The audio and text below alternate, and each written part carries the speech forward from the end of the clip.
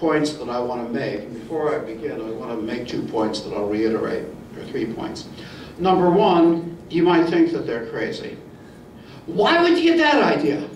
I think you have to be very, very careful using the psychiatric language of mental illness. I think that they're out of their tree. I think they're completely wrong. But I want to try to understand it. And to simply say that they're mentally ill and this is mass psychosis means that this becomes a psychiatric rather than a political problem. So they are not really clinically, paranoid. They are paranoid, but not clinically. Secondly, it's not that they're stupid. Many of them are not very dumb people. Almost half of them actually are college graduates. But most of those people that do go to college go to technical educations, engineering, things like that, computer science, where they're not exposed to social sciences, philosophy that encourage open-mindedness. Okay, so with that, where should I start?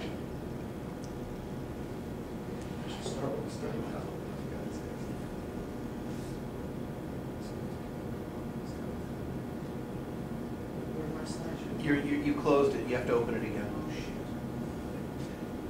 You should have your technique. Well, there's a tea bag right now.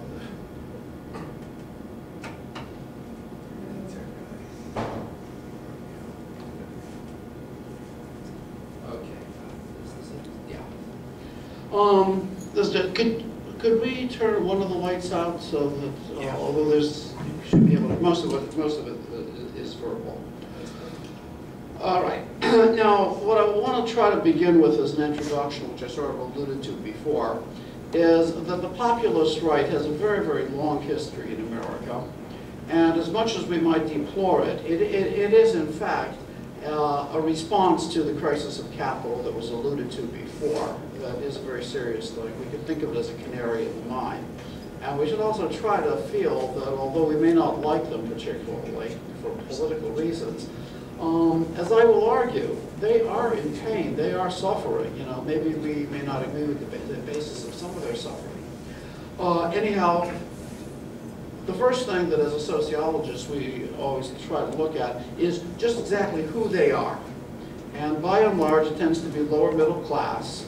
Lower middle class tend to be small merchants, lower echelon state employees, small business owners, the kind of company, 4 to 5.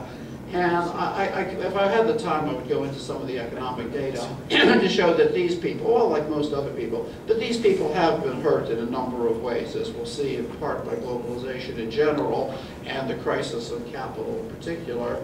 And to go back to the mention of the May Day thing, myself, Peter Hudis, I know is over here, David Schweikert, and Rick Wolf are going to be having a plenary session on that crisis, so I'll plug that myself again.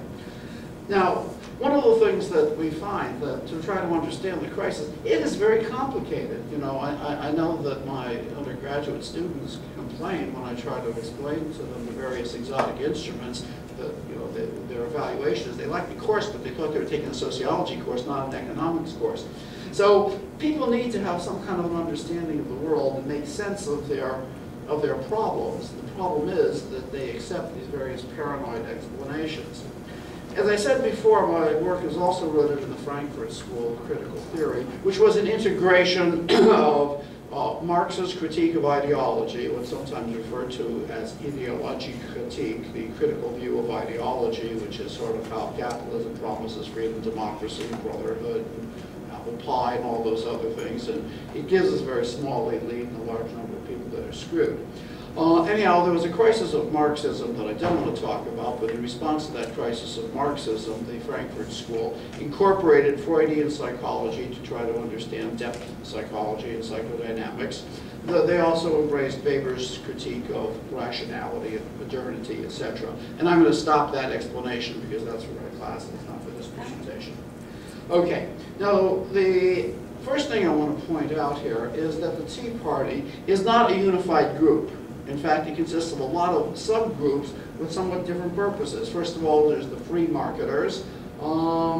These are the people that the Ron Paul contingent, so to speak. What they want to do is eliminate taxes. Of course, eliminate taxes. There's nothing like a healthy government that doesn't use any money for infrastructure.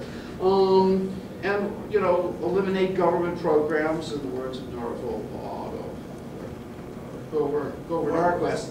You know, shrink the government until it can fit into a bathtub, at which point you then drown it. And that's the same government that bailed out the banks and the automobile companies. There's elements of the Christian right, the evangelical right that are involved, but they've begun to fade off the scene. And, you know, they tried, they gave it their best, but they couldn't stop sex, and they did try. So elements of them have gravitated. And then there's the AstroTurf groups. These are the people that were hired and paid largely by Dick Armey's Freedom Works. That's a public relations company that was working largely for the drug companies and insurance companies, who wanted to have it both ways. That, you know, they were opposed to having a health plan, but if they had a health plan, they were going to make out big, and so they did. Now, the common theme of such groups is defending their way of life. And you often hear this too. They want their country back. Well, as I'll tell you, what that country back means, and I'll get to this in a little while, is white, Christian, male hegemony with a very Christian kind of morality. That is gone. It's not coming back. This has been, as I've said before, a constant theme in American politics. Wherever time we get into the various social, cultural, political, economic crises, these various populist groups, you know, emerge. Before we started, we were having a little bit of chat about whether or not the Open University of the Left should be retitled the Geezer Collective. But some of us geezers can remember things such as the McCarthy era, in which communists were taking over the Army and the State Department. Ross Perot, Ross Perot entering the race gave us Bill Clinton. I think much the same will happen, that the Tea Party will make sure that Obama gets reelected, quite possibly massively. There's always villains that are responsible for, you know, what's happening to America. In the 19th century, it was the Pope. They hadn't discovered the cover-up for the pedophiles yet. In the 20th century, the Jews have taken on that role. And so we generally see a whole variety of explanations as to what's happening to our country, why the market crashed, why all kinds of shit is going down. So you have your choice. You can go back to the Templars. How many people read the Da Vinci Code? One person. Did you know that the Templars were behind the stock market crash? Oh, yeah. Did you also know that the Templars are Jewish? The only warrior Catholic knights that were really Jews. So you have your choice of the Templars, the Freemasons, the Illuminati, the Bilderbergs, the Council on Foreign Relations, the one world government. That was especially big during Bush Sr.'s Black time. helicopters. They ran the back helicopters from the UN. Now they can't come out and, you know, be overt about being anti-Semitic, especially since Israel is their friend. You know, that anybody that oppresses minorities is their friend. So they don't know. They no longer talk about, you know, the Jews. They use the term the bankster, which is Father Coughlin's term for the international Jewish banking conspiracy. That's the Rothschilds and the Warburgs. And anybody who knows the history know that the Warburgs lost every penny of their money in 1936, and the Rothschilds now are primarily wine growers. Sometimes international bankers, and then the worst, liberal media. Most of the people here know the liberal media consists of Rachel Maddow, Amy Goodman, and maybe Huffington Post. That's the liberal media. Okay. As I've said, that the roots of the populist right go back very, very long in American history.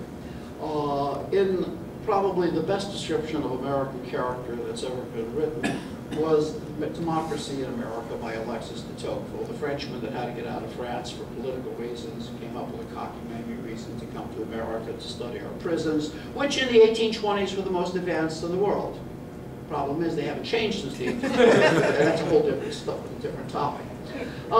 There were a couple things that de Tocqueville noted. Here I'm getting a little bit scholarly, so I hope I don't bore you.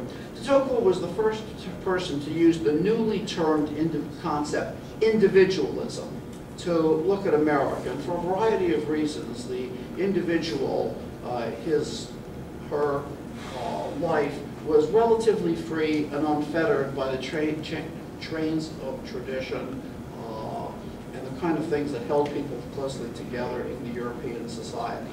On the other hand, that individualism